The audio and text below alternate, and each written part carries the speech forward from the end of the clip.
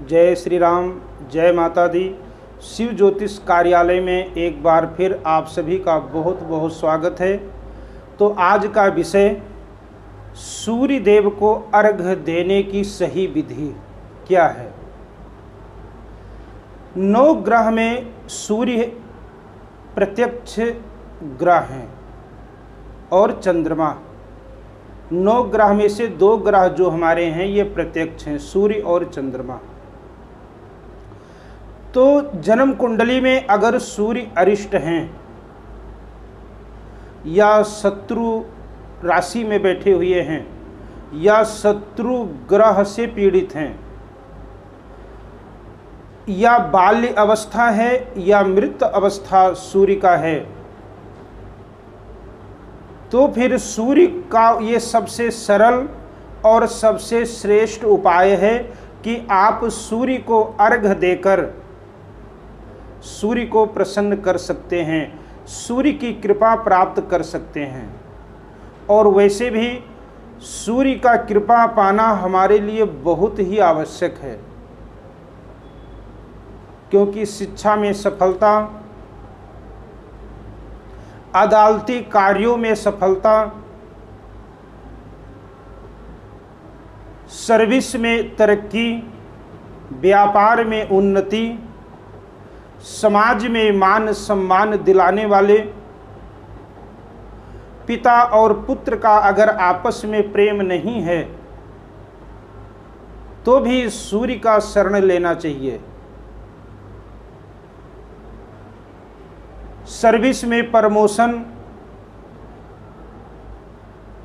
शरीर की अगर बात की जाए तो शरीर में सबसे अहम भूमिका सूर्य की होती है, क्योंकि शरीर में हड्डी का जो विचार किया जाता है ये सूर्य से किया जाता है।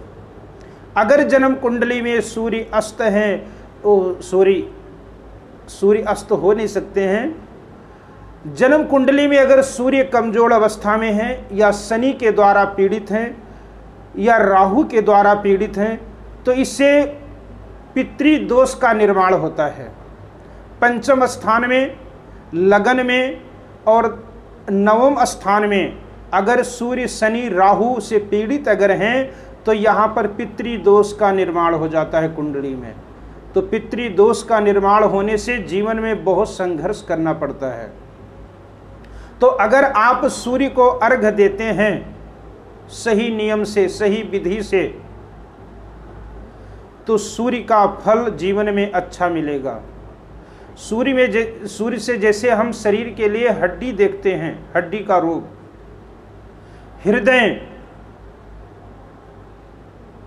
हृदय का अगर रोग है तो भी उसमें सूर्य की विशेष भूमिका होती है। जब कुंडली में सूर्य पीड़ित होता है या सूर्य की महादशा चलती है या सूर्य की अंतर्दशा चलती है तो उस समय भी कहीं ना कहीं इसके जिम्मेदार सूर्य देव ही होते हैं। शिक्षा में बच्चा मेहनत करता है लेकिन अगर अच्छी सफलता नहीं मिलती है तो कहीं ना कहीं सूर्य देव आपके जन्म कुंडली में या तो कमजोर हैं या फिर उनकी अंतर्दशा में किसी क्रूर ग्रह की प्रत्यंतर दशा चल रही है। तो आप केवल सूर्य को अर्घ्य दे करके आप सूर्य को बलवान कर सकते हैं, लेकिन जब आप सही नियम, सही विधि से सूर्य को जल देते हैं तो फिर वो आपका दिया हुआ अर्घ्य सूर्य को प्राप्त होता है और आपको सफलता भी पूरी मिलेगी।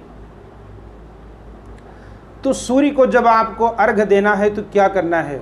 सबसे पहले तो तांबे की गड़बी होनी चाहिए, क्योंकि जो सूर्य का धातु है ये तांबा है, इस कारण से तांबे की गड़बी होनी चाहिए। अब उस गड़बी में आप लाल चंदन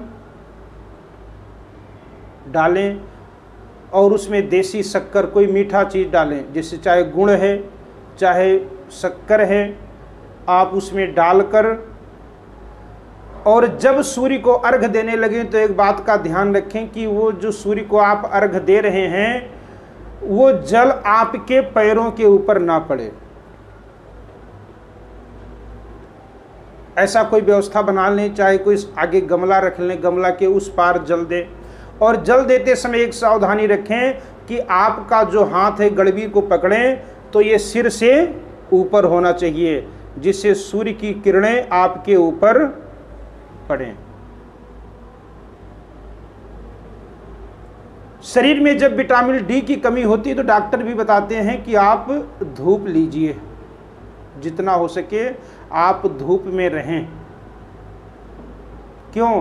क्योंकि ये सूर्य का ही कृपा है। सूर्य का प्रकाश जब आपके शरीर के ऊपर पड़ता है तो फिर ये हड्डी का कोई रोग आपको नहीं होगा। तो आपने समझ लिया, जब आप जल देने लगे तो आपका हाथ सिर के ऊपर होना चाहिए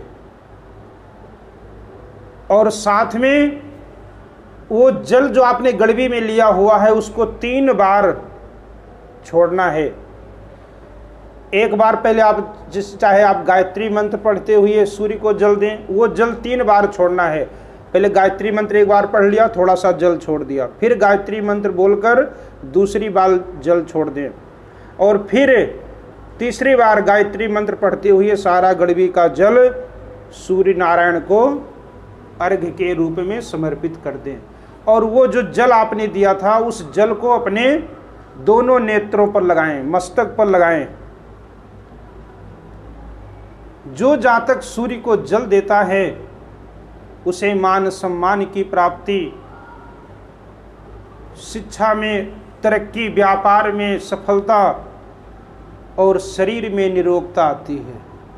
तो इस कारण से आप इस विधि से सूर्य को अगर जल देते हैं तो आपका दिया हुआ जल सूर्य को स्वीकार भी होता है और आपकी मनोकामनाएं भी सूर्यदेव पूर्ण करते हैं।